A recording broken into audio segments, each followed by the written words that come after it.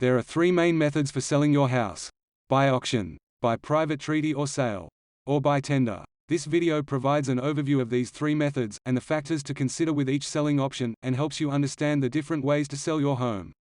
Different houses and different areas perform differently, depending on the method of sale. For you to achieve the highest sales price, it is important to talk to your real estate agent and make sure you do your research. Please note that the rules and regulations will vary in different states and territories.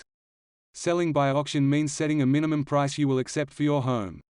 After a marketing campaign over a few weeks, the auction is held at a specific date, time and place.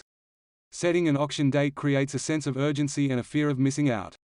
The theory is that selling by auction creates a competitive environment, and therefore the best chance to achieve the highest possible price. Many auctions have a 4-week marketing campaign. This sense of urgency helps create a lot of buyer interest in a short amount of time. One benefit of selling by auction is that there is no price limit. There is a minimum or reserve amount set. In some states, not all, buyers can be given a price guide which may vary depending on the amount of interest in the property. Note, this is illegal in some states. If the auction does not achieve your reserve price, it is passed in and becomes listed for sale. Quite often a property that is passed in at auction will sell soon after, and often to one of the bidders in a negotiation that takes place after the auction. If your property is sold by auction, there is usually no cooling-off period for the buyer or the seller. This may vary in different states. If there is no cooling-off period, buyers need to conduct building inspections, and ensure their finance is approved before bidding at the auction. There are strict rules and regulations governing auctions, that differ from state to state. Selling your house by private treaty, also known as private sale, involves marketing your home for sale at a specified price. Buyers can get a clear indication of the price you want for your house, and this helps start the negotiation process.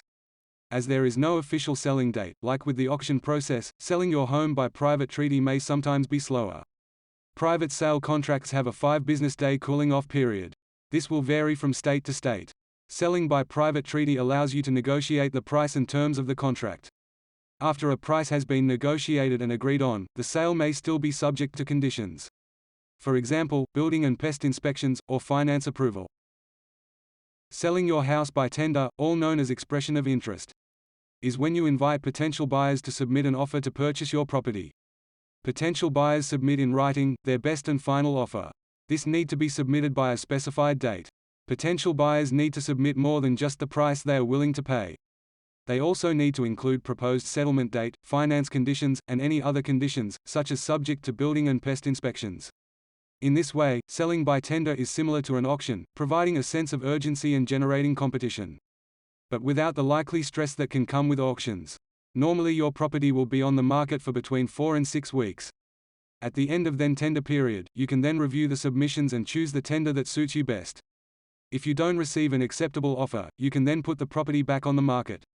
With all three types of sales methods, timing is critical, and the first 4 weeks are generally the most important period to attain the best price for your property. It is important to discuss the pros and cons of each method with your agent, to determine which suits you best.